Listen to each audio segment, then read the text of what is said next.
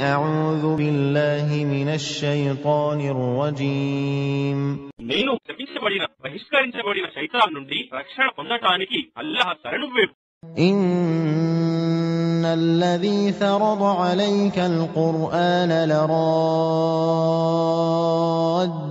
إلى معاد قل ربي أعلم من جاء بالهدى ومن هو في ضلال مبين.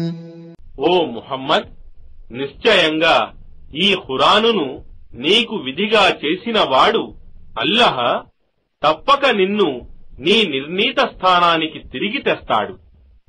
వారితో ఇలా అను, ఎవడు మార్గదర్శకత్వంలో ఉన్నాడో మరియు ఎవడు స్పష్టంగా మార్గభ్రష్టత్వంలో పడి ఉన్నాడో నా ప్రభువుకు బాగా తెలుసు.